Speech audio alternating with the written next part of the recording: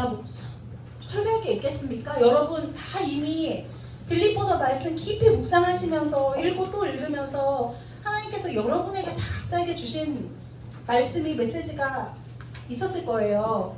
그래서 사실 제가 여기서 말씀을 전하는 것보다 여러분이 빌립보서를 읽으며 나누고 싶은 것들, 깨달은 것들, 또 적용하는 거 이런 것들을 나누면 풍성할 거라고 생각됐는데 그래도 제가 한번 이 기쁨은 무엇인가? 바울의 기쁨은 무엇인가? 우리의 기쁨은 그럼 제목처럼 우리의 기쁨은 어떠해야 하는가? 그냥 짧게 정리해 보겠습니다. 네. 아마 그 필사하고 묵상하고 조별로 나누고 이런 시간들을 보내면서 여러분 그 과정이 참 기쁘셨나요? 네. 감사합니다. 그 모든 미션과 수련의 3주간의 과정이 기쁘셨나요? 네. 점점 답 없는 단톡을 바라보며 미션에 선물을 줘야 되는데 받은 사람 또 줘야 되나 하는 것들을 바라보며 여러분 기쁘지 않나? 기쁨이 점점 사그러지나 하면서 좀 염려가 됐었는데 기쁘셨다니 다행입니다. 네. 아마 바쁜 업무랑 일정 때문에 그런 미션을 소화하는 것이 정말 힘들었을 것 같아요. 네.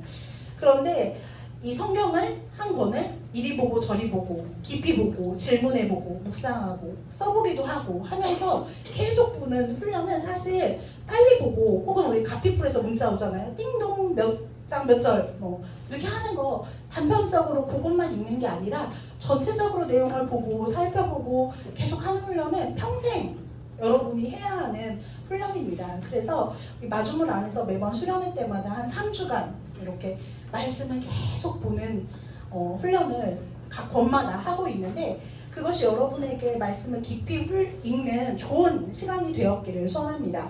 그리고 앞으로도 그런 연습을 계속 개인적으로도 다음 수련회 때 또 하지 뭐가 아니라 개인적으로도 한 권들을 그렇게 읽어나가는 시간들을 참 보내면 좋겠다고 생각합니다. 수련회 전에도 이미 우리는 기쁨, 진정으로 회복되어야 할 이라는 책을 가지고 또 5주간 기쁨이라는 주제를 가지고 나눴어요. 수련회를 신청함으로 마중물에 처음 들어온 분들은 모르겠지만 그 5주간의 시간을 보내고 또 빌립보서를 읽으면서 3주간 깊이 읽으며 또 기쁨이라는 주제를 계속해서 나눴습니다. 다시 한번 여쭤볼게요. 여러분 지금 기쁘신가요? 네. 막 충만하세요? 네. 예수로 충만하다고 막 했는데 얼굴이 반짝반짝 빛나시긴 하는데 근데 제가 기쁨이라는 말을 우리는 참 많이 사용하고 성경에서도 기뻐하라 얘기하는데 막상 우리는 기뻐하지 못하고 살지 않나 우리 삶을 좀 돌아봅니다. 저 개인도 마찬가지고요. 도리어 이 세상은 기뻐할 일보다 슬퍼하고 안타까워하고 화가 나는 일들이 더 가득하죠. 이것이 세상의 정직한 모습입니다. 그래서 많은 사람들이 이 세상에서 기쁨을 찾기 위해서 많이 갖고 또 많이 소비하고 쓰고 또 많이 누리는 것을 추구합니다. 그래서 이런 욕망을 세상은 계속 부추기죠. 그렇게 하면 많이 가지면 이 아파트에 살면 이 차를 사면 아이폰 요번에 새로 나온 그거 가지면 엄청 행복할 것 같아 기쁠 것 같아 이렇게 유혹하고 광고합니다. 계속해서 그렇죠? 이 맛집에 가서 먹으면 우리 너무 행복할 거야. 그렇죠? 미슐랭 모수에 가면 그 돈을 쓸만한 이렇게 광고를 하죠. 풍성한 삶으로의 초대에 양육을 하신 분들은 삶과에서 사람은 행복을 얻기 위해 4가지를 추구한다고 합니다. 뭔지 기억하시나요? 네. 첫 번째는 쾌락. 두 번째, 명예. 세 번째, 권력. 네 번째. 네, 그렇습니다.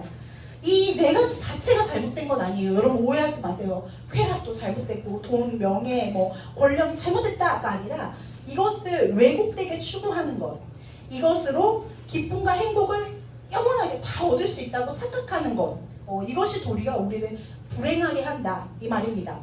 쾌락으로 지속된 기쁨을 누리려고 하면은 계속해서 더 큰 쾌락, 더 큰 자극을 구하기 마련입니다. 인기나 명예가 잠깐 기쁨을 줄 것 같지만 사실 그것이 없으면 계속해서 인기를 얻고 싶고 계속해서 사람들이 나를 좋아했으면 좋겠고 인정받았으면 좋겠고 하는 것 때문에 계속 힘들 수 있어요. 사람들의 평가는 완전하지 않기 때문에 누군가는 나에게 악플을 달 수도 있는 거고 나를 싫어할 수도 있는 건데 거기에 연연하다 보면 내가 행복하지 않고 오히려 더 큰 불행을 맛볼 수도 있습니다. 권력은 어떻습니까? 우리는 통제받고 싶지 않아요. 통제하고 싶죠. 그런 욕구가 우리 안에 있어요. 그런데 이 권력의 맛을 잘못 알면 한 사람을, 조직을 크게 망가뜨리게 되는 경우들이 있습니다. 자본주의 사회에서 이 돈이 있으면, 그쵸? 재정이 있으면 이 모든 것을 가질 수 있다고 우리는 생각하죠. 큰 요소죠. 그런데 수천억 자산가도 우울하고 괴롭고 심지어 생명을 끊기도 합니다. 우리는 이런 것들이 영원한 기쁨, 계속해서 기쁨을 줄 수 있는 어떤 그런 것이 아닌 것을 너무나도 잘 알고 있습니다. 하지만 세상은 계속해서 기쁨을 줄 수 있는 상품이나 삶의 방식을 제한하죠. 어쩌면 그래서 많은 사람들이 더욱 잠깐 이렇게 감정적으로 느끼는 자극 정도로 기쁨을 오해합니다. 기쁨을 잃어버린 사람들이 있는 반면 빌립보서를 쓴 바울은 이 같은 세상의 기쁨에 대항합니다. 심지어 보란듯이 세상이 말하고 있는 기쁨의 요구 조건들과 반대로 감옥 안에서 이 편지를 쓰고 있습니다. 재판을 앞두고 있는 바울은 단순히 뭐 옥에 갇힌 정도가 아니라 재판을 앞두고 있어요. 그래서 사형을 당할지도 모르는, 죽을지 살지 알 수 없는 옥살이 중입니다. 그런데 본인이 기쁘다고 하지 않나, 도리어 나 때문에 기뻐하라고 하지 않나, 참 이상합니다. 바울의 기쁨은 도대체 어디서 나온 걸까요? 그는 왜 이렇게 기뻐하고 있고 자신의 동역자들에게 또 오늘날 우리에게 기뻐하라고 말할 수 있는 것일까요?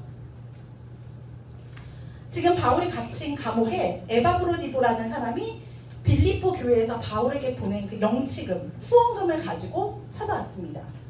이 빌립보 교회, 바울이 편지를 쓴 이 빌립보 교회는 바울의 2차 전도 여행 중에 처음 도착한 유럽에서 이렇게 세운 최초의 교회입니다. 빌립보 교회는 바울과 굉장히 친밀한 사이였는데 바울이 이제 이전에도 데살로니가와 고린도 선교를 할 때도 이런 후원금을 보냈던 경험이 있습니다. 그리고 지금 바울이 옥에 갇혀 있을 때도 이런 영치금을 보내주죠. 어떤 이제 문서를 읽다 보니까 이때 당시에는 좀 가혹한데 감옥에 갇히잖아요. 이 당시에는 영치금이 없으면 돈을 내지 않으면 밥을 안 줬대요. 되게 그래도 밥은 줘야 되지 않나. 그런데 주지 않았대요. 그러니까 돈이 꼭 필요한, 자기가 벌 수 없으니 친구나 누군가의 도움이 꼭 필요한 상황이었어요. 근데 이런 재정 후원에 대해 바울에 있어서 해야 되냐 하는 막 이렇게 논란이 있었던 교회가 있었던 반면 바울의 상황을 살피고 지원하고 또 바울의 상황으로 그냥 낙심하는 것이 아니라 도리어 담대히 복음을 전하는 사람들도 있었던 공동체가 바로 이 빌립보 교회입니다. 그래서 이 교회로 인해서 바울이 기뻐합니다. 바울의 기쁨은 단순히 재정을 지원했기 때문에가 아니에요. 빌립보 교회가 복음을 전하는 일에 기도로, 헌금으로, 격려와 헌신으로 함께하며 복음을 위한 일에 참여하고 있다. 그래서 기쁘다라고 얘기해요. 빌립보서 1장 4절에서 5절 우리가 함께 읽어볼까요? 강구할 때마다 시작. 4절에서 5절입니다. 시작.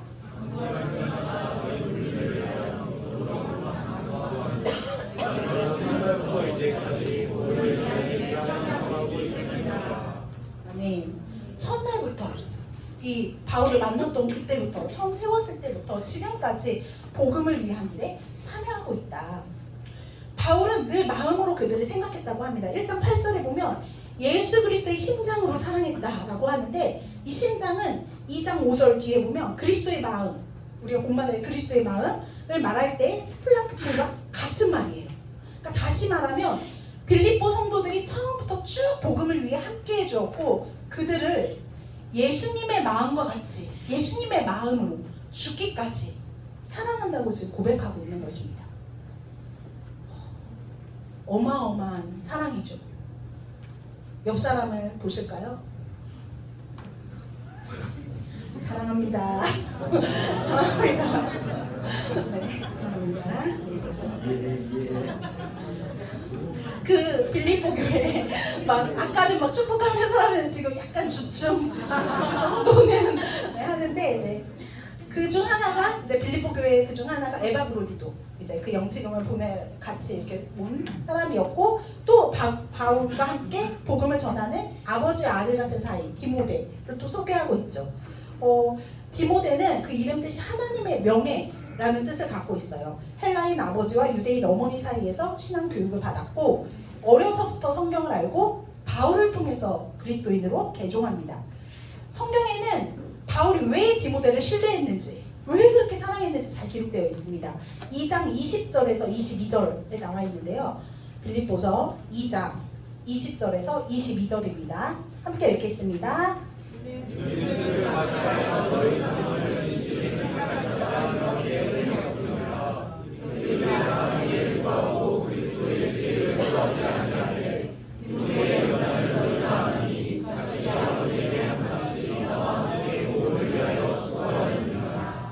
바울과 뜻을 같이 하여 공동체를 진실하게 사랑했다. 그렇게 할 수 있었던 것은 디모데가 자기의 일을 구한 것이 아니라 그리스도 예수의 일을 구하는 사람이었다 라고 얘기합니다. 예수의 일이 무엇입니까? 그리스도 예수의 일, 복음을 전하는 것. 왜 구체적으로 얘기돼요? 형제를 죽기까지 사랑하고 복음을 위해 수고하는 것. 그리고 디모데는 연단, 시험을 통해 성장한 사람이에요. 함께 복음을 전하는 연단을 받아요. 그렇죠? 아버지와 자식 같은 관계. 이런 동역자가 있기 때문에 바울 기쁘다. 밥 안 먹어도 배부르다. 옆 사람 아닙니다. 그만할게요. 에바브로디도는 빌립보 교회가 바울을 위해 파송했는데 그곳에 머무는 동안 심각한 병에 걸렸습니다. 바울도 에바브로디도가 질병에 걸렸을 때 굉장히 슬퍼했어요. 네, 근심했어요. 하나님께서 그는 물론 자신도 긍휼히 여기사 에바브로디도의 질병을 낫게 하셨다라고 얘기했습니다. 에바브로디도는 또 어떤 사람입니까? 26절에 보면 그는 빌립보 성도들이 자기가 병든 것으로 인해서 걱정할까봐 도리어 걱정하고 공동체로 돌아갈 것을 공동체를 사모했던 사람이었습니다. 그만큼 또 그는 빌립보 공동체의 기쁨이 되는 사람이었어요. 30절을 보면 디모데나 에바브로디도나 비슷해요. 그리스도의 일을 위하여 죽기에 이르러도 자기의 목숨을 돌보지 않았다 라고 합니다. 성경은 감옥에 갇힌 바울에게 그저 쓸 것을 전달하는 것처럼 그런 작은 일을 하는 것처럼 보이는 에바브로디도를 그리스도의 일을 했다 라고 얘기합니다. 별것 아닌 것처럼 보이는 일이지만 사실 결국 그리스도의 일은 이렇게 형제를 섬기고 사랑하고 그 부족을 돌보는 일, 그렇게 복음을 전하는 일임을 알 수 있습니다. 바울은 이와 같은 동역자들로 인해 기뻐하고 감사했습니다. 모르긴 몰라도 빌립보 성도들도 이 서신을 받고 바울의 살아있음 물론이거니와 옥에 갇혀서도 예수 그리스도의 일을 잘 성실하게 감당하고 또 기뻐하고 있는 이 바울의 모습으로 오히려 사랑의 당부로 굉장히 기뻐했을 거예요.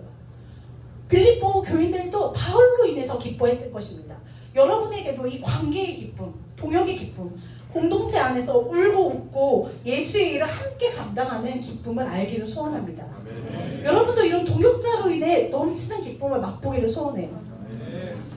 그래서 우리 마중물이 있죠. 그렇죠? 외로운 친구들, 동역의 기쁨 함께 이 자리 가운데 누리기를 소원합니다.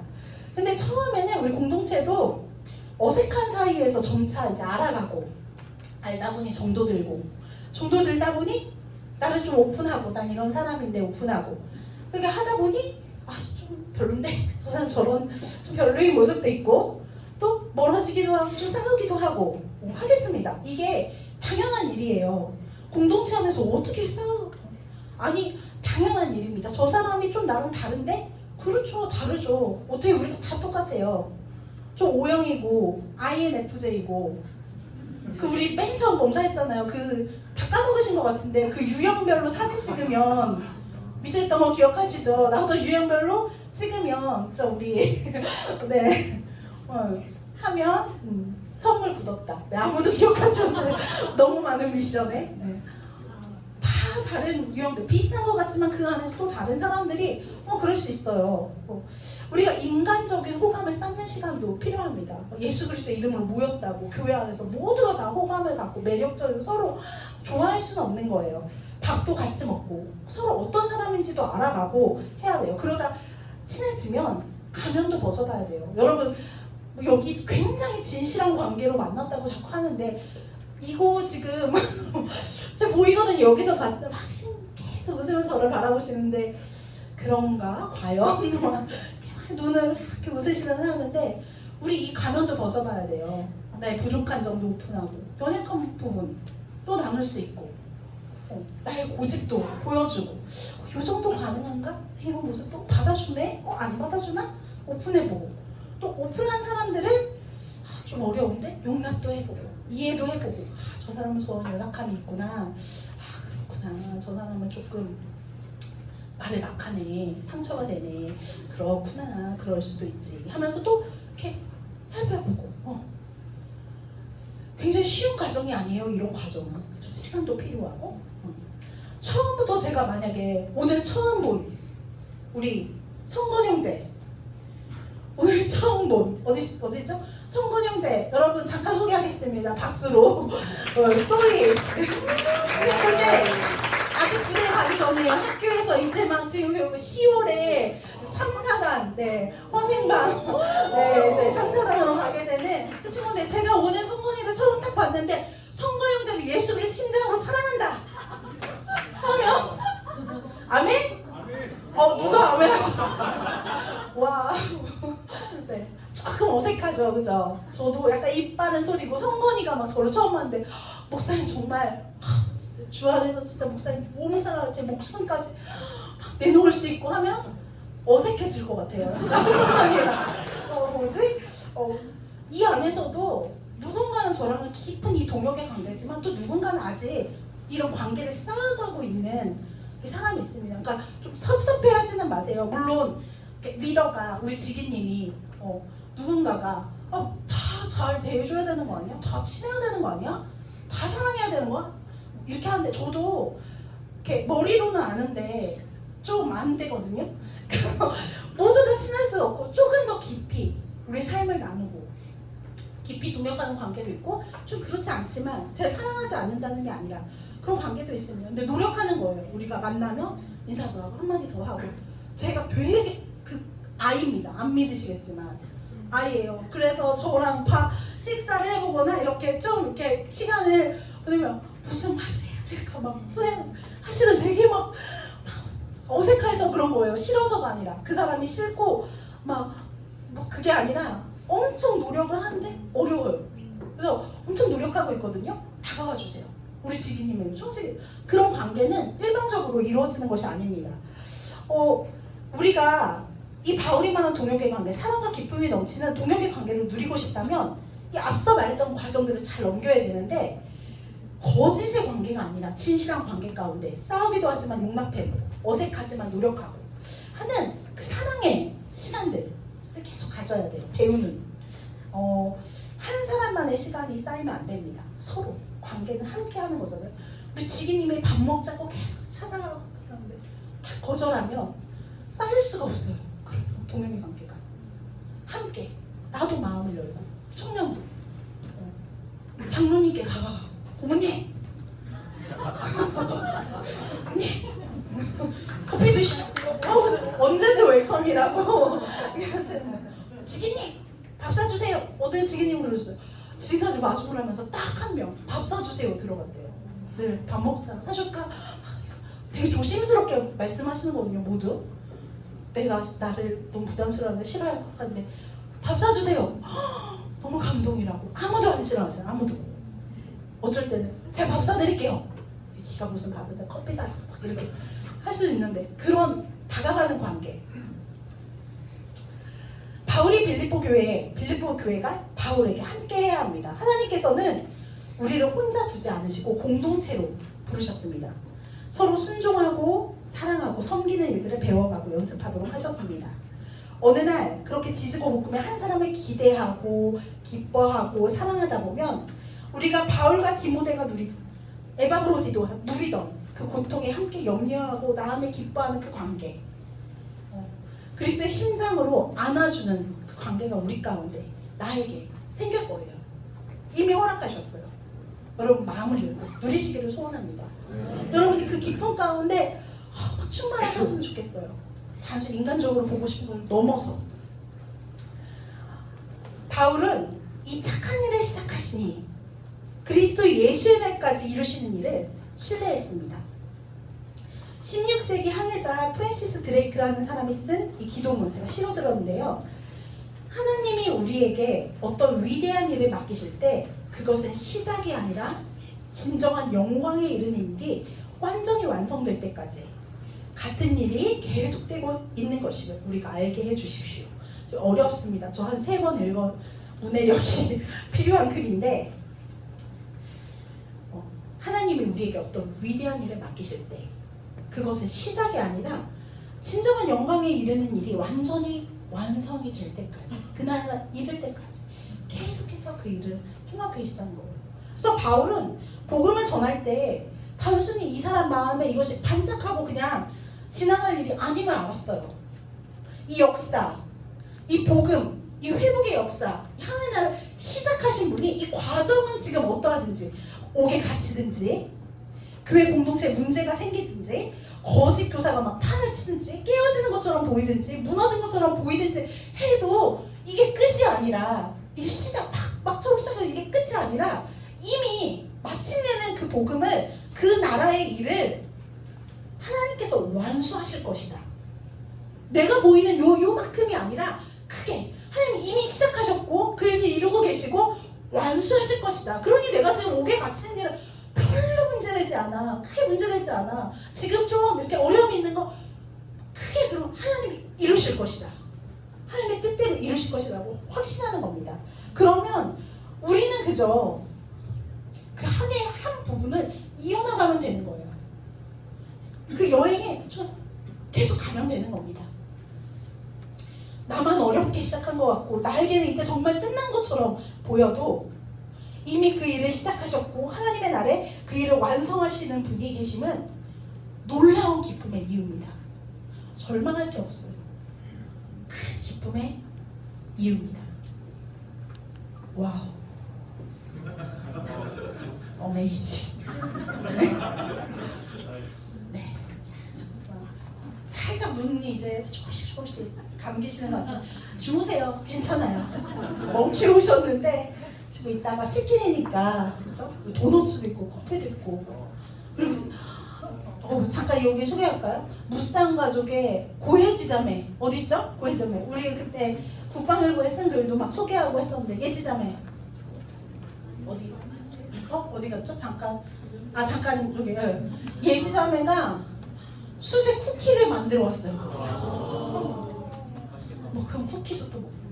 뒤에 우리 권사님, 네 보시죠. 네 이렇게 잠깐 네 하나님께서 이디야 커피 여러분 모르고 먹었죠? 계속 이거 간식하고라. 도넛츠, 그 옆에 도넛츠. 또 치킨이랑 같이 드시면 됩니다. 네. 어메이징, 그죠? 여기 기쁘죠? 완전 기쁘죠? 네, 해피. 하나님을 떠난 세상은 깨어졌고 망가졌고 심판으로 향해 가고 있었어요. 하나님 창조하신 원래 세계가 아니라 그 하나님 떠난 세계는 심판으로 향해 가고 있었어요. 그런데 빌립보서에 기록된 찬송처럼 메시아 예수께서 이 땅에 오셔서 심판이 아니라 구원을 선포하셨습니다. 이루기 시작하셨어요.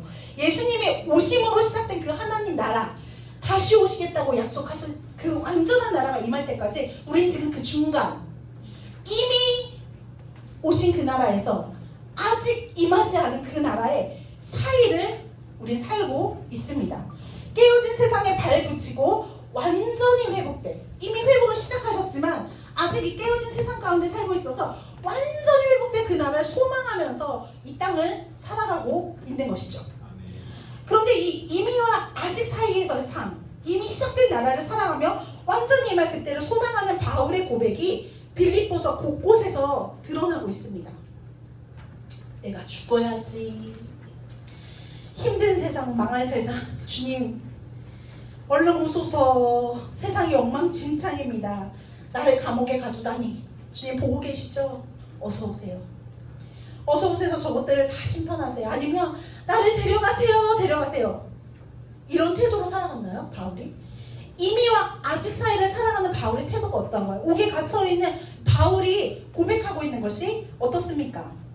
바울은 공동체에 말합니다. 재판을 앞두고 사실 나는 지금 죽어서 우리 주님과 영원히 함께하는 그때를 누리고 싶다. 사실 내 소망은 그렇다.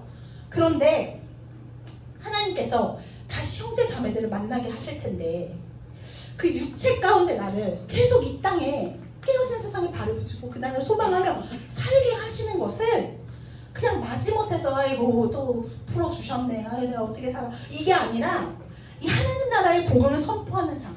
그래서 구원 받는 사람들, 회복에 참여한 사람 한 사람이라도 더 부르는, 전하는 그 삶으로 내가 담겠다. 그것이 너희에게도 유익하고 나에게도 유익하다 라고 얘기하는 거예요.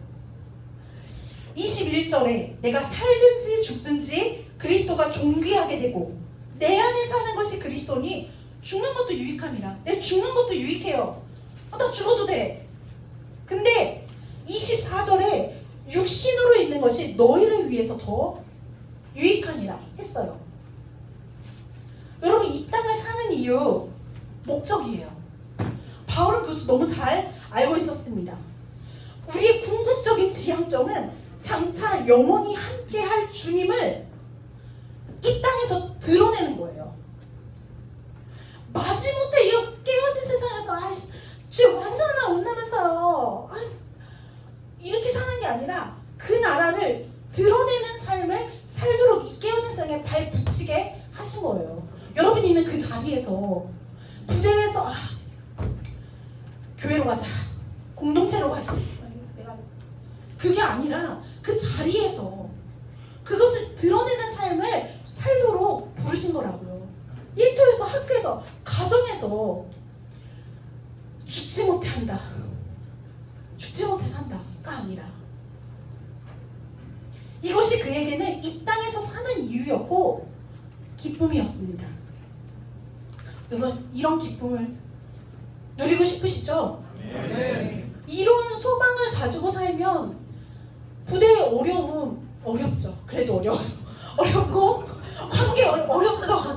막 일터에 어려워. 안 어렵지 않습니다. 어렵지만 내가 어떻게 살아야 하는지 어떤 태도를 가져야 하는지 우리가 바로 우리의 중심을 잡을 수 있는 거예요. 이런 소망을 갖고 있다면 그게 아니면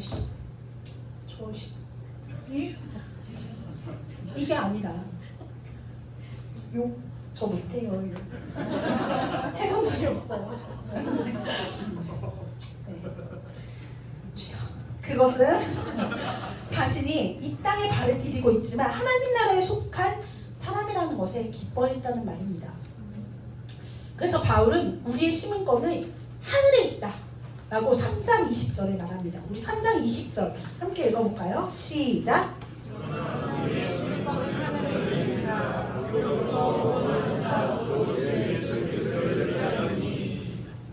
네.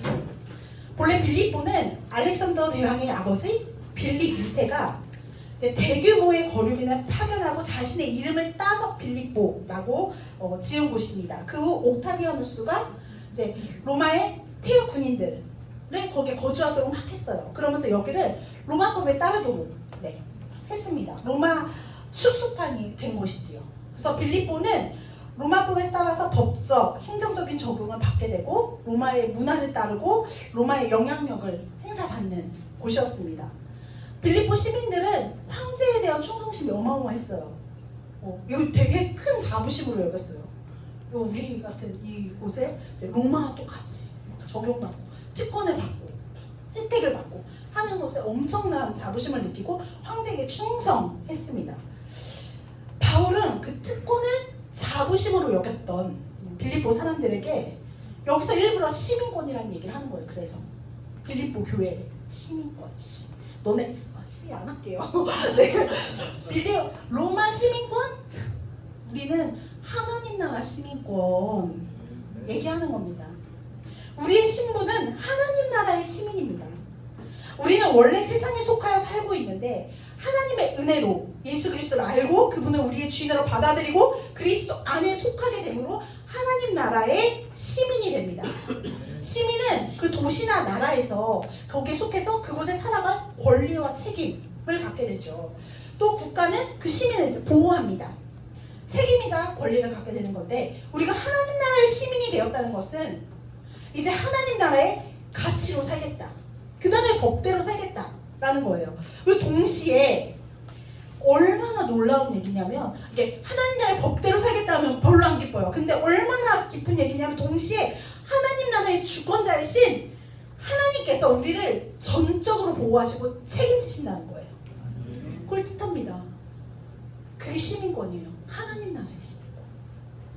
근데 이 기쁨을 잘 못 느끼며 살 수 있어요. 왜냐하면 대한민국 국적을 가지고 이제 외국에 나가서 산다 한 것처럼 우리가 하나님 나라의 시민권을 가지고 그 하나님 나라 같은 곳에서 막 누리면서 살면 막 이런 특권이 있고 막 이렇게 할 수 있는데 사실 하나님 나라의 시민권을 가지고 이 깨어지는 세상을 살고 있잖아요. 그러니까 뭐야 뭐 의무만 있는 것 같고 보호하신다며요. 잘 모르겠고 더 고난받는 것 같고 기쁨 못 누릴 수 있어요. 나그네의 삶은 즐겁고 재미있는 것보다 치열해요. 이 땅은 계속해서 자신들의 가치관과 삶의 방식을 우리에게 요구하기 때문이에요. 이렇게 살아야 돼. 이것이 옳은 길이야. 야, 속이고 거짓말하고 빼앗고 분노하고 분열하고 하고 사는 거지. 이기는 거지. 경쟁해야지 밟아야지 하는 세상에서 우리가 이 삶의 방식 하나님의 법대로 산다는 거 쉬운 일이 아닙니다. 그 나라의 방법대로 어려워요.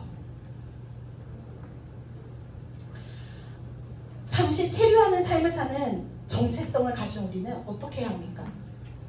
3장 20절 한번 읽어볼까요? 3장 20절 시작. 그러나 우리 주님은 하늘에 계시사 거기로부터 구원하고 주 예수 그리스도를 따르니 거기로부터 그 나라로부터 구원하는 자 주 예수 그리스도를 어떻게 하래요? 기다리세요. 참고 견디세요. 뭐야? 그게 방법입니다. 기다리세요. 우리는 끝을 아는 사람들이에요. 참고 견디고 버텨야 돼요. 빌립보 공동체도 바울도 성경에 많은 사람들이 그날의 정체성을 가지고 이 땅을 살아갔습니다. 참고 견디고 세상에 핍박하고 미워할 때 사실 기뻐할 수가 없어요. 참으로 좋아 할 수 없습니다. 그런데 바울은 이 시민권, 이 특권을 새기며 살아갔어요. 이곳은 잠시 체류하는 곳이며 내 본향이, 내 주인이 누구인지 늘 새기는 거예요. 그럴 때마다. 그래서 그에게는 감옥이나 궁궐이나 부유하거나 빈곤하거나 큰 의미가 아니었어요. 정체성이 흔들리지 않으니까 그 기쁨이 흔들리지 않았습니다.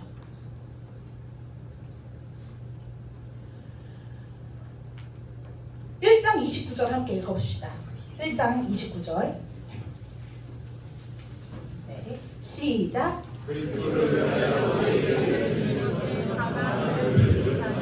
또한 그를 위하여 고난도 받게 하려 하십니다. 저는 이 본문을 초등학교 때 막 몇 번을 다시 읽어봤던 기억이 나요. 아직도 나는데 너희에게 은혜를 주신 것은 고난도 받게 하신다고? 고난도 받게 하신다고? 왜 고난을 받는데 은혜를 주셨다라고 얘기하는 거지? 갸우뚱하다가 이건 정말 신비한 말씀인가 보다 덮었어요. 이거 나는 이해할 수 없는 말씀이로구나 하고 덮었던 딱 그 기억이 나요. 하나님께서 은혜를 주신 목적은 그리스도를 믿게 하는 것이고 둘째는 그를 위해 고난도 받게 하는 것이다 라고 얘기합니다. 그를 위해서는 대신해서 예수님을 대신해서라는 말이 아니라 예수님을 믿고 하나님 나라의 시민으로 살 때 당연히 찾아오는 고난을 말합니다. 30절을 보면 너희에게도 그와 같은 싸움이 있으니 너희가 내 안에서 본 바요 이미 너희가 받고 이제도 내 안에서 듣는 바니라. 예전에는 받고 또 지금은 듣고 있는 것처럼 예수님을 믿고 하나님 나라 시민으로 사는데 계속 고난 가운데 있지만 그때도 고난 가운데 있었고 지금도 고난 가운데 있어. 그런데 우리가 굳건히 서서 그것을 넉넉히 버티고 싸우는 거야. 우리의 신앙생활은 그런 거야. 우리의 믿음은 그런 거야. 너네도 잘 싸워라.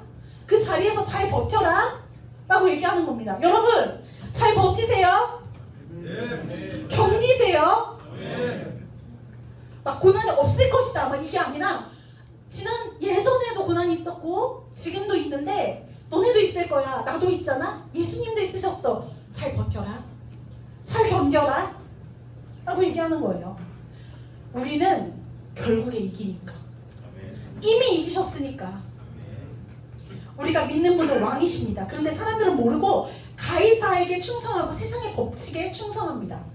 하지만 우리는 계속 왕에게 충성하며 그분이 왕이시라고 계속해서 선포하는 것은 결국 언젠가 온 세상이 우리 주님이 왕이신 것을 알게 되는 날이 오기 때문이죠.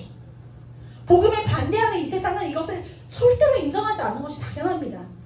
눈 감으면 불의하게 수십억을 벌 수 있는 사람에게 그것이 불의하다고 말한다면 부도덕한 삶을 살고 있는 사람에게 그것은 아주 거룩하게 살도록 하나님께 창조하셨는데 그것은 나쁜 일이다 라고 말하고 나는 그렇게 살려고 한다면 당연히 고난 받는 거예요. 당연합니다. 고난 받는 것은. 바울은 이렇게 고난에 대한 자세가 달랐습니다. 이해가 달랐어요. 여러분 자꾸 왜 고난을 주셨냐고 왜 고난이 왔냐고 하나님이 어떻게 나에게 이러실 수 있냐고 하기보다는 내가 그리스도인으로 이 땅을 살아갈 때 고난이 찾아오는 것을 이해하시기 바랍니다. 자연스러운 일이에요. 왜가 아니라 도리어 어떻게 살아야 할까? 무엇을 바라보고 흔들리지 않는가? 견디는가가 중요합니다. 때로는 이해할 수도 없고 감당하기도 힘든 고난이 여러분들과 제게 찾아옵니다. 아직 안 왔으면 와요. 여러분 잘 버티세요. 우리 잘 견딥시다. 무엇을 보고 견딥니까? 무엇을 보고? 예수 그리스도를 바라봅시다. 2장 5절부터 11절까지 바울은 이 찬양을 넣어요. 빌립보 교회에게. 예수님 어떤 분이십니까? 아담은 하나님과 동등됨을 취하고자 했어요. 하나님처럼 되고자 했어요. 그런데 예수님은 하나님과 동등됨을 취하지 않으시고 도리어 낮아지셨는데 자기를 완전히 비워서 기꺼이 종의 형태까지 취하셨어요. 완전한 신이 완전한 인간이 되셔서 십자가에 죽기까지 하셨습니다. 우리는 압니다. 고난의 완결판 예수님. 이보다 더한 고난이 어디 있습니까? 신이 인간이 돼서 죽기까지 낮으셔서 죽으셨어. 이 땅에 오신 예수님도 고난 당하셨는데 우리 어떻습니까? 그런데 고난 당하신 예수님만 볼 것이 아니라 우리는 그 다음을 봐요. 그 다음 뭘?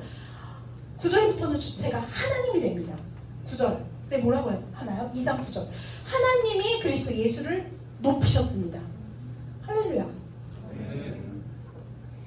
잠깐 요셉의 얘기를 하려고 합니다. 야곱이 끝에서 두 번째 아들인 요셉을 지극히 사랑했고 형들은 질투심에 눈이 멀어서 그를 노예로 팔아먹었습니다. 이집트에서 종이 된 이 요셉은 주인의 신임을 받았는데 그 주인의 아내의 유혹을 거절해서 억울하게 누명을 쓰고 옥에 갇힙니다. 한참 뒤 그가 다시 이집트 왕 파라오의 꿈을 해석하는 자리에 가게 되고 그 일을 성공적으로 해내게 되면서 파라오는 다가올 기근을 해결하는 중대한 또 임무를 요셉에게 맡깁니다. 그 높은 지위에서 요셉은 자기 형제들에게 곡식을 팔게 되는데 그때 그 형제들, 자기를 팔아먹었던 그 형제들에게 자신이 누구인지를 알리게 되는 때가 옵니다. 그때 형들은 요셉이 자신에게 복수하지 않을까 노심초사했어요. 용서를 구하는 그 형제들에게 요셉은 진짜 위대한 말을 합니다. 제가 거기 썼지요. 읽어봅시다. 시작.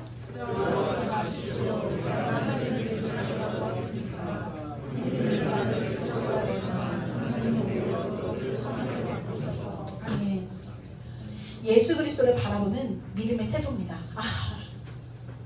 우리가 기대하고 소망한 방법이 아니라 메시아가 인간으로 오셔서 죽는 것으로 다 이해할 수 없는 방법으로 이루신 하나님의 역사.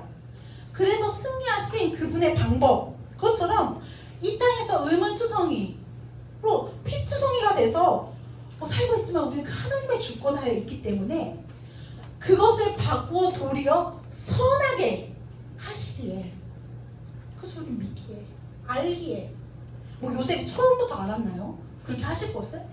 그런데 그냥 버티고 인내하고 그냥 바라고 살다 보니 그분의 때에 한다는 것을 알기에 돌이키고 하는. 우리가 세운 계획이 심하게 좌절되거나 악의에 찬 사람들이 여러분의 인생을 더 힘겹게 만들려고 할 때 우리는 그냥 쉽게 낙담하게 되는 유혹에 금방 빠집니다. 낙심하죠.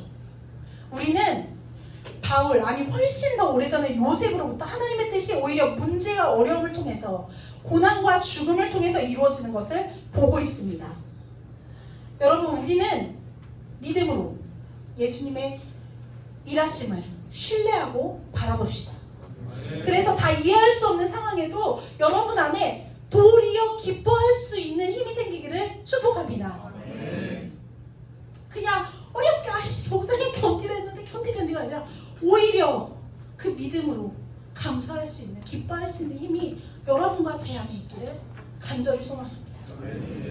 바울의 그러한 삶의 태도는 자신의 복음을 왜곡해서 떠들어대는 사람들을 보면서도 오히려 좋아. 증거되는 것은 그리스도잖아 했어요. 감옥에 갇힌 건 럭키비키야. 이 때문에 도리어 우리 믿음의 지체들이 더 담대하게 하나님의 복음을 증거하는 증인의 삶을 살잖아. 죽을 수도 있는 거 괜찮아 좋아. 하나님과 함께 살 수 있잖아. 살려주시는 건 더 좋아. 빌립보 성도들 기다려, 내가 그 형제 자매들 보고 싶어. 하나님 예수의 심장으로 상하니 보러 갈 거야 하는 거예요. 믿음 단순합니다. 보지게 가면 돼. 저희가 이렇게 되고, 잠깐 계산해보자. 내가 이러면 군생활이 꼬이고, 또 어떻게 되고, 뭐 이런 게 아니라는 거예요. 단순히 어떤 상황이 내가 원치 않는, 이게 묵상해 봤어요. 내가 원하지 않는 보직에 가서 원하지 않는 일을 하고 있습니다. 힘들고 낙심되죠. 어렵죠. 당연해요. 근데 이게 뭔가 꼬인 것 같고, 꼬인 것 같은 그때 우리의 중심이, 우리의 반응이 그 앞에서 어떠해야 되나? 꼬였을 수도 있어요. 꼬인 거예요. 그런데 거기서 나는 어떻게 고백하는 거야? 요셉이 팔려갔는데 그거 꼬인 거지 안 꼬인 겁니까? 감옥에 갔는데 억울하게 누명을 썼는데 뭔가 단단히 꼬였어요. 근데 거기서 자세가 어떠했냐는 거예요. 예수님을 바라보는 삶, 복음을 아는 사람들의 태도, 어떻게 견디는가. 더 나아가서 바울은 육체를 신뢰하는 자들이 할례 받아야 된다, 율법을 지켜야 구원을 받는다 떠들어대니까 자기가 이미 육체로는 진짜 누구가 이길 수 없게 자랑할 것이 많았다면서 이야기합니다. 근데 이제 그것들을 다 오물같이 여기면서 그리스도 안에서 사는 것의 의미를 얘기하죠. 야, 그게 아니라 3장 5절에서 11절 이렇게 얘기해요. 야, 그게 아니라 하나님 나라 시민 그리스도인으로 산다는 것은 믿음으로 사는 거야. 뭘 하고 안 하고가 아니라, 직분이 아니라, 정통성이 아니라 예수 그리스도를 믿는 믿음 안에서 새롭게 된 신분으로 사는 거야. 말하는 겁니다. 누가요? 당대 육체적 논리로 따지면 제일 잘 나가던 신분의 사람이 오히려 그걸 배설물로 여기고 말하는 거예요. 그거 아니야. 그리스도 안에 거하며 살았던 바울은 어떤 외적인 조건이 아니라 믿음으로 살면서 비천에도 풍부에도 처할 줄 알고, 배부른 배고픈 풍부 궁핍에도 처할 줄 안다고 합니다. 내게 능력 주시는 자 안에서 내가 있는 것을 알 수 있는. 그렇죠. 이거 다 알죠, 그죠? 네. 믿음의 고백이죠. 이 구절을 딱 떼어서 나한테 능력 주시는 분을 믿으면 내가 제일 잘 나가고 만점 받고 돈 많이 벌고 가게 잘 되고 진급하고 아멘 아멘 해서 딱 적어놓고 메인 글귀 사진 했던 경험이 있으실? 저희 있어요. 솔직히 있어요.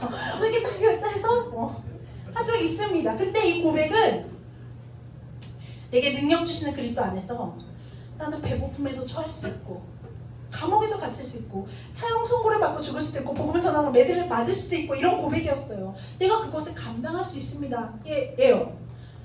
메인에 쓰실 거예요? 아니요.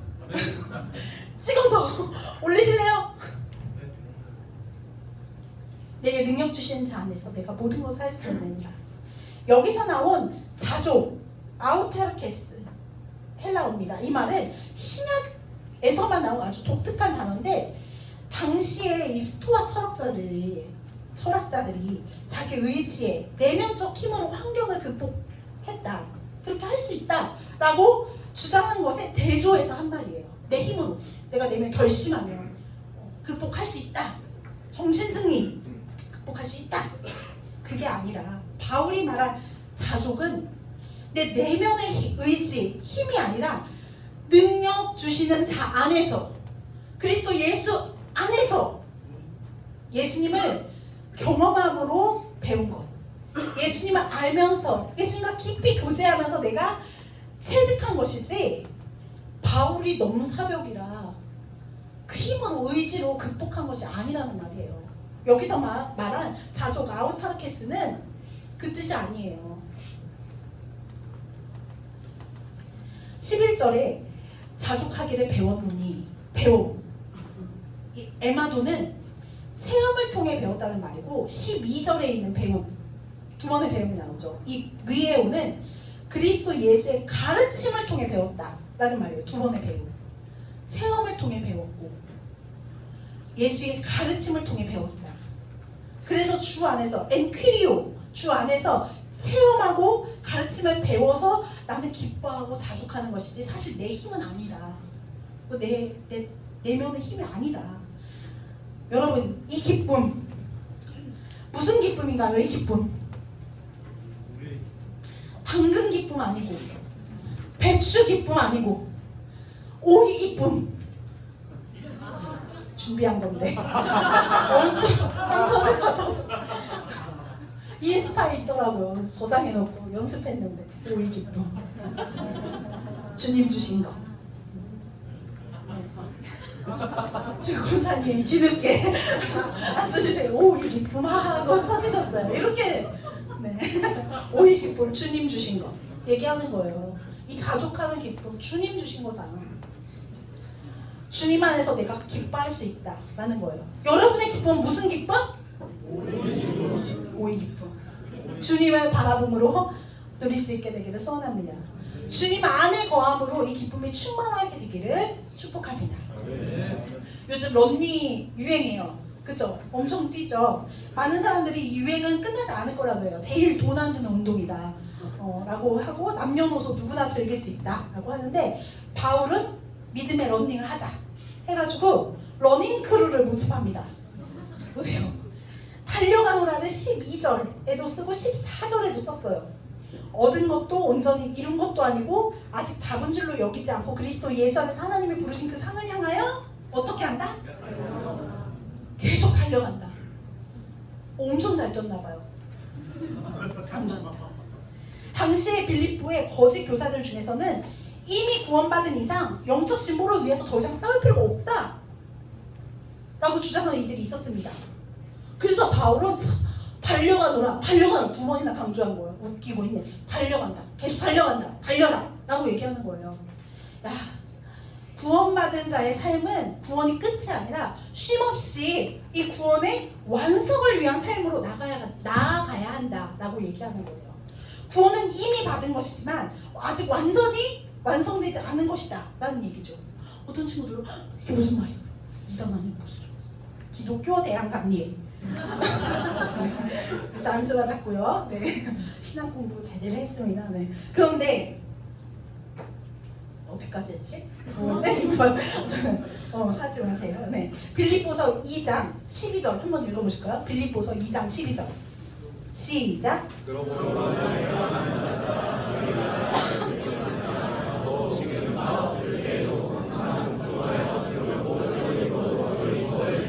이봐요. 지금 뭐라 했어요? 구원을 이루라고 했지. 그죠? 실패하더라도 계속해서 반복적으로 구원받은 자의 삶을 살아나가라 라는 말이에요. 대체할 수 있는 2장 13절에 너희에게 소원을 두고 행하게 하신다. 2장 13절에 그렇게 얘기를 했는데 하나님께서 전적으로 구원의 사역을 이루시면서 구원받은 우리 가운데 날마다 이 구원받은 자답게 살아가고 싶은 소원을 우리 안에 주신다는 말이에요. 날마다 우리 안에 하나님의 자녀답게 살고 싶은 그 거룩한 소망을 우리 안에 부어주신다는 거예요. 그걸로 날마다 그 구원을 이루며 사는 거예요. 어제는 실패했지만 오늘은 한 번 더 뛰자는 거예요. 야, 구원받았으니 끝 아니고 구원받은 사람은 우리 안에 그리스도 안에서 살기를 열망하고 그 뜻대로 살기를 소원하게 하시니 그 소원대로 달려나가자 하는 것입니다. 크로 뭐지? 응답하시겠습니까? 같이 달려가실래요? 그리스도인의 성장, 이 달려감을 세 단계로 이제 3단계 표현하면 영적 아이, 청년, 부모로 볼 수 있습니다. 여러분 어느 단계에 있습니까? 자기를 딱 점검했을 때 어디? 청년? 청년? 청년? 사춘기. 제가 마중물 젊은 공동체 맨 첫 번째 수련회 때 청년아 때가 찼다라는 책을 가지고 수련을 했어요. 막 나누는데 똑같은 질문을 그룹별로 이제 막 하고 있는데 다 들어봤어요. 뭐라고 하나. 들어가면서 다 들어봤더니 아이입니까 청년이니까 다 청년이래 자기들이. 나이를 물어본 게 아닌데 다 청년이래. 아이라고 부족 말하기는 좀 그렇고 어른은 아닌 것 같고 그냥 청년? 얘기해서 제가 다 모였을 때 이렇게 얘기했습니다. 야, 태어나지도 않은 게 청년이라고? 라고 얘기를 회개합니다. 제가 그렇게 얘기했어요. 그래서 여러분 자기 자신을 잘 증명해야 돼요. 내가 어느 정도인지. 우리 영혼은 성장하게 되어 있어요. 성장하게 되어 있는데 간단하게 말하면 죄 용서받고 거듭남에 이르게 되면서 영적 아이가 됩니다. 그리고 예수 그리스도를 통해서 하나님 아버지와 관계를 맺을 수 있게 되는 사람이 되는 거예요. 영적 아이. 무조건적인 사랑을 받죠. 네. 이어 하나님을 더욱 알아가면서 내가 누구인지 정체성을 갖고 하나님을 사랑하게 되는 영적 청년이 되고 다음에는 다른 사람이 영적으로 태어나도록 돕고 갓 태어난 영적 아이가 잘 자랄 수 있도록 돌보는 데까지 이르는 영적 어른, 부모가 있습니다. 이걸 더 알고 싶으면 더불어 함께 시즌 10 청년아 때가 찼다를 신청하시면 됩니다. 아 이게 무슨 말이지? 잘 모르겠으면 궁금하시면 함께 달려요. 네. 태어났는데 자라지 않으면 걱정이에요. 생명은 자라야 합니다. 근데 이 성장하는 기쁨을 누리지 않으려는 사람들이 있어요. 왜냐? 성장통이 있거든요. 성장하는 좀 아픈 시간이 필요해요. 자라는 기쁨이 있는데 그 기쁨은 아프면서 옵니다. 바울은 성장하라고 구원을 이루어가라고 날마다 구원받은 자로의 삶을 이어가라고 권면합니다. 여러분 아파도 거꾸로 가지는 마세요. 영적 청년으로 오른 성장하면서 가다가 어느 날 아파 너무 힘들어 의미 없어 거꾸로 가지 마세요. 멈추지 마세요. 이 성장은요, 이 달리기는요, 사실 바울에게도 우리 그리스도인에게도 기쁨이지만 우리가 잘하는 것은 성장하는 건 하나님의 기쁨입니다. 바울이 기뻐할 수 있었고 기뻐하라고 계속해서 말하는 가장 큰 동기이자 목적은 하나님의 기뻐하신다는 거예요. 하나님의 기쁨입니다. 동역자와의 관계, 정체성, 믿음의 자세 모든 것이 바울에게만 기쁨을 준 것이 아닙니다. 바울이라고 성장하지 않았겠습니까? 스테반을 돌로 쳐서 죽인 사람이에요. 자만하고 예수 그리스도를 믿는 사람들을 핍박하던 상황이에요. 바울도 낙심하는 순간이 있었어요. 소린이 아닙니다. 그런데 그게 평생에 성장하고 있고 하나님은 그것을 기쁘게 여기세요. 저희 둘째 아이가 지금 6살인데 유치원에서 체력 측정을 하는데 1학기 때 한 번 하고 이제 2학기 때 한 번 하는 거예요. 6개월 만에 키가 5cm가 큰 거예요. 몸무게는 1kg. 지금 키가 쑥 큰 거예요. 얼마나 116.4cm에서 121.5cm. 얼마나 기특하고 귀엽고 예쁜지. 몸이 자랐는데 몸만 자란 게 아니라 말도 막 예쁘게 해요. 얘가 고집이 엄청 세가지고 미안하다는 말을 막 하면 막 눈물을 줄줄 흘리면서 미안한 말을 죽어도 안 하는 애였어요. 막 3살, 4살 때도 형한테 미안하다고 해! 그 말이면 끝난대.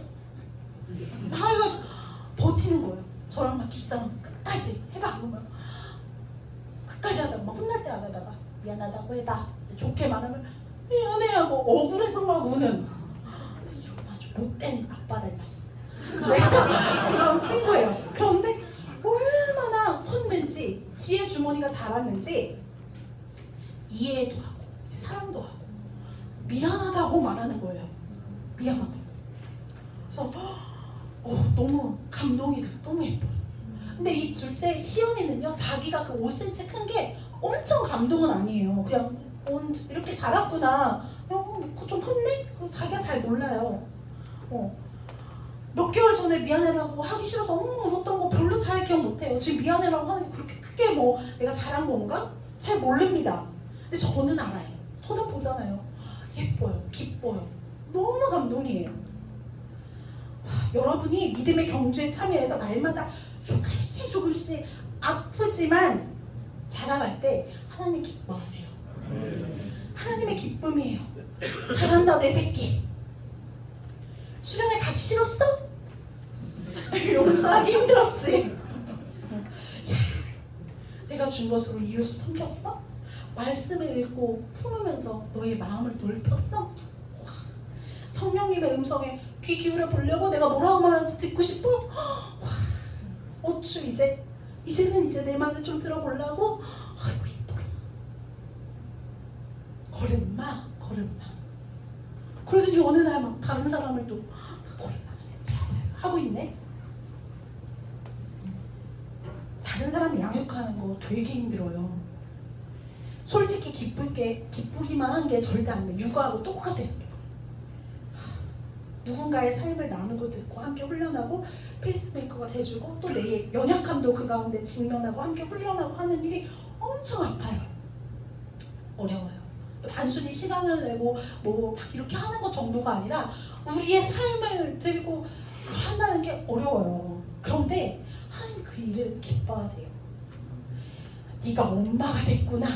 제가 어느 순간 아빠가 되면 네가 할아버지 계신데 할아버지 할머니 아까 은서 은재 얘기하는데 제가 그만하셔도 되는데 계속 하시더라고요. 제가 하나 여쭤봤는데 어떻겠다 이번 주에 어디를 간다 봐준다 막 얘기하시는데 할아버지 마음이에요. 하나님이 네가 양육해? 누구를?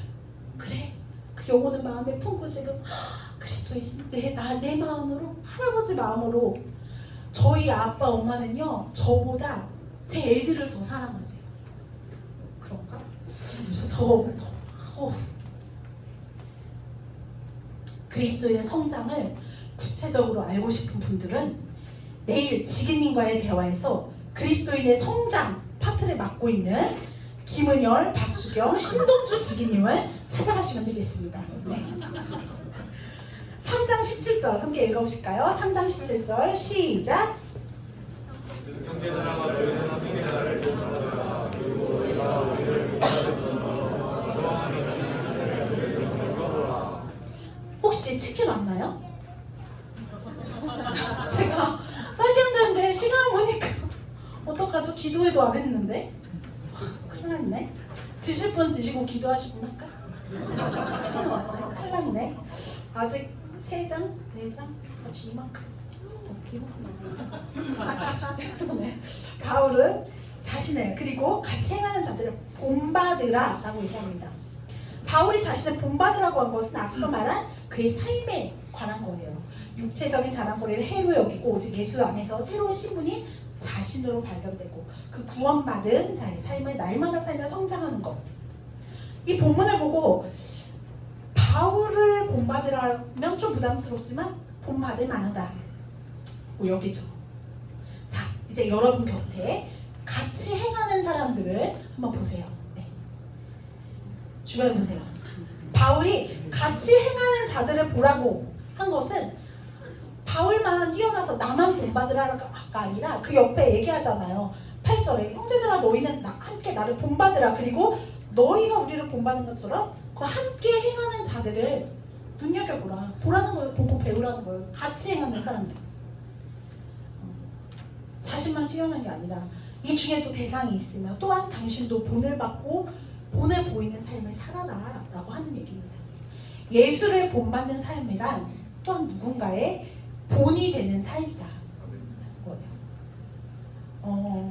저는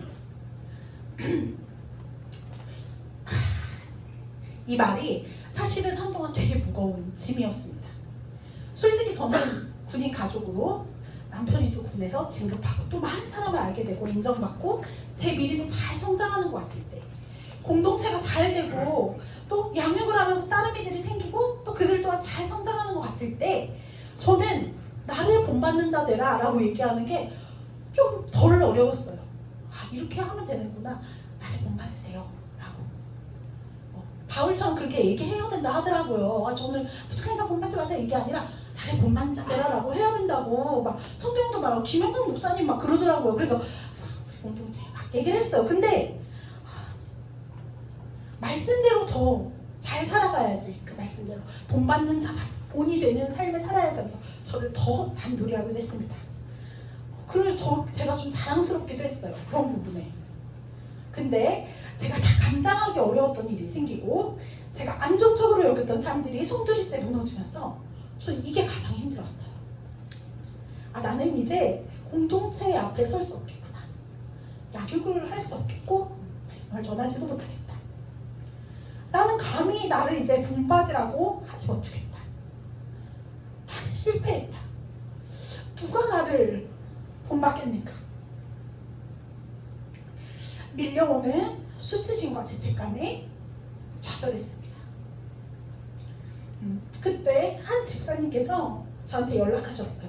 그 집사님은 영적 이제 어린 아이와 같은 분이셔서 제가 집사님한테 맨날 집사님 믿음은 이런 거예요. 하나님 나라는 이런 거죠. 성장하셔야죠. 예배 드리셔야죠.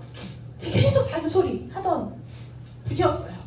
저를 가까이에서 그만큼 또 봐왔던 분이고, 그래서 제가 좌절하는 모습도 고통 중에서 몸부림치는 것도 다 보셨어요. 그런 제게 집사님이 이렇게 말씀하셨어요. 사모님, 사람들이 다 사모님을 보고 있는 것 같아서 괴로우시죠? 맞아요.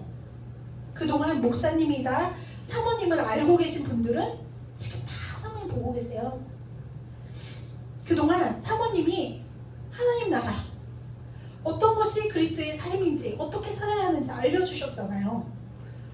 말했잖아요. 이제 사모님이 그 어둠 가운데, 그 깊은 고난 가운데 그동안 말씀하시던 그 믿음으로 어떻게 사는 건지, 하나님을 어떻게 바라보는 건지 보여주세요. 본이 돼주세요. 죽지 말고 살아서 보여주세요. 저는 본이 된다는 것은 잘 되고 잘 살고 뭔가 좀 안 돼도 제기하는 막 그런 신화가 있고 막 또 진급을 하고 사람들이 막 인기가 많고 막 이런 것들로 제가 착각하고 있었다는 걸 알았어요. 감옥에 있는 바울이 나를 본받는 자 되라 라고 한 것을 내가 추상적으로 여겼구나. 십자가에서 죽으신 예수님을 닮아간다는 것이, 예수님처럼 산다는 것이, 예수님의 마음을 품는다는 것이 뭔가 좀 고급스러운 신앙의 어떤 품위를 갖추는 것이냐, 내가 돼 있었구나. 좋은 모범적인 이끌이 목회자가 된다는 것은 만사에 완벽한 사람이 되어가고 그것을 다른에게 보여주는 것이라고 내가 아주 복음을 잘못 적용하고 있었구나. 내가 가면을 쓰고 내가 말씀을 전했구나. 여러분, 본이 된다는 것을 오해하지 마세요. 영적 아이, 청년, 어른 부모로 성장한다는 것을 뭔가 세상적으로 성장하는 것, 뭐 만사형적 안정적이고 평안한 삶을 영위하는 것으로 착각하지 마세요. 물론 하나님께서 그렇게 본을 받을 어른들도 우리에게 허락해 주시고 우리에게도 그런 삶을 허락해 주시지만, 바울은 지금 복음을 전하다가 옥에 갇혀서 피비린내 나는 그곳에서 자신의 미래를 알 수도 없는 상황에서 형제들아 너희는 나를 본받으라 라고 합니다. 로마의 식민지에서 가이사에게 충성한 사람들로 바글바글한 한복판에 있는 하나님 나라 시민권자들에게 너희는 서로 본받으라 고 합니다. 마중물 젊은이 공동체 여러분, 서로 본받으세요. 네. 밤새 훈련하고 와서 여기 꾸벅꾸벅 졸면서도 동역자들을 섬기느라고 애를 쓰고 있는 그 섬지기를 본받으세요. 이제 막 군에 와서 소위로 부대를 섬기기도 힘든데 매일 말씀을 펴서 읽고 쓰고 묵상한 우리 동역자를 본받으세요. 구원받은 것에서 멈추지 않고 누군가의 구원을 이루고 성장하도록 자신의 시간과 재정을 내어드리는 우리 지기님을 본받으세요. 아이를 낳고 키우느라 살림만 하는 삶이 얼마나 누군가에게 본이 되는 삶인지 자신이 없어 하지만 쪽잠을 자며 기도하고 묵상하고 남편과 아이를 돌보며 살리는 그 살림을 하는 우리 그 자매님을 본받으세요. 자주 아프고 감당하기 힘든 어려움이 있지만 하루하루 버티고 감당하며 도리어 진실하게 자신을 내어주고 있는 그 직책 본받으세요. 벙커에서 욕먹고 밤새고 미래는 컴컴한데 밖에 나오면 또 컴컴한 그런 인생 가운데 그래도 그 자리를 군인으로 하나님을 경외하는 자리인 줄 알고 묵묵히 버티고 있는 그 친구를 본받으세요. 여러분 본이 되세요. 본받으세요. 우리 그래서 모였습니다. 이것이 하나님의 기쁨입니다. 우리가 어디까지 이르렀든지 우리가 믿는 바대로 행하고 살아가고 치열하게 버티는 그 모습이 하나님의 기쁨이고 우리 동역자들의 기쁨입니다. 그것이 우리가 본받을 것이에요. 사도행전 2장 15절에서 16절 한번 읽어보실까요? 사도행전 2장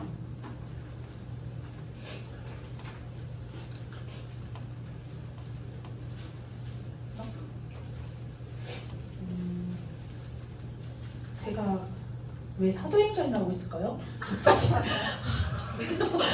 눈물이 앞을 가려가지고 2장 제가 읽겠습니다. 이는 너희가 흠이 없고 순전하여 어그러지고 거스르는 세대 가운데 하나님의 흠없는 자녀로 세상에서 그들 가운데 빛으로 나타내며 생명의 말씀을 밝혀 나의 다름질이 헛되지 아니하고 수고도 헛되지 아니하므로 그리스도의 날에 내가 자랑할 것이 있게 하려 합니다. 하나님께서는 우리에게 이 세상에 빛으로 부르셨습니다.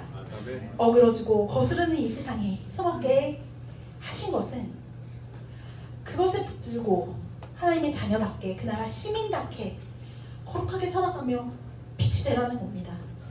다니엘서 12장 3절에는 많은 사람을 옳은대로 돌아오게 한 자는 별과 같이 영원토록 빛난다고 얘기합니다. 이것이 우리의 부름의 상이며 날마다 달려나가며 성장해야 할 목표입니다. 삶의 그 자리 가운데 아주 작은 촛불같이 꺼질 것 같은 빛이어도 좋으니까 켜보세요. 그 빛이 되세요. 직장에서, 군에서, 가정에서, 학교에서 아주 작은 일부터 여러분을 부르심이 합당하게 응답하기를 소원합니다. 그 빛이 우리 서로에게는 본이 되고 동역자들의 자랑이 되고 하나님의 기쁨이 됩니다. 저도 예수님을 체험하고 보고 배운 대로 그리스도 안에 거하며 하루하루를 제 자리에서 비춰나가겠습니다. 여러분 저를 본받으시겠습니까? 이것이 우리의 부르심입니다. 이것이 이미와 아직 사이를 살고 있는 교회를 향하신 하나님의 뜻입니다. 이것이 공동체의 존재 목적입니다. 자, 이제 드디어 우리의 기쁨은 무엇입니까? 그래서 우리가 회복할 기쁨이 무엇입니까? 불어맞이하는 이해하기도 힘들었던 바울의 기쁨은 분위기나 상황으로 잠시 찾아온 감정을 넘은 것이에요. 정신승리, 아까 말했던 인간 내면의 힘 같은 것이 아닙니다. 우리의 기쁨은 바울이 했던 것처럼 그리스도 예수 안에서 하나님께서 이루신 그 일들을 주목하고 소망하며 기뻐하는 것입니다. 내가 누구인지, 정말 내가 누구인지, 나를 어떻게 부르셨는지 아는 것입니다. 거기서 찾아온 기쁨이에요. 공동체와 동역자들과 함께 하나님 나라의 시민권자들이 모여서 이 땅에 빛이 되는 겁니다. 그 나라를 전하는 거예요. 옳은 길로 돌아오게 하는 겁니다. 예수 그리스도의 일을 함께 하는 거예요. 여기서 우리가 기쁨을 누리는 겁니다. 우리의 기쁨은 이것이에요. 자기를 비우고 종의 형체를 갖고 완전히 인간이 되셔서 낮추시고 십자가에 죽기까지 복종하신 예수님을 따라 기뻐하는 것, 세상은 이해하지 못할 그리스도인의 역설이에요. 죽으심으로 구원을 성취하시는 분의 이 방법이 우리들의 삶의 방식입니다. 잘 돼서 기뻐하는 것, 많이 갖고 성취해서 기뻐하는 것도 맞아요. 잘 되면 기쁘죠. 뭔가 좋은 거 가지면 기쁘죠. 그것도 맞습니다. 그런데 그것 왜곡되어서 그것만을 추구하는 세상에서 도리어 섬기고 희생하고 손해보고 포기하고 복음을 전하다 욕먹고 시간 낭비하고 재정 낭비하는 그런 인생으로 우리는 기뻐합시다. 역설이에요. 그런 무명의 사람들, 그렇게 보잘것없어 보이는 그 빛들이 모여서 하늘의 별과 같이 되게 하실 것입니다. 여러분의 믿음의 시선이 기쁨을 맛보고 또 그 기쁨들이 여러분의 삶 가운데 회복되기를 간절히 축복합니다.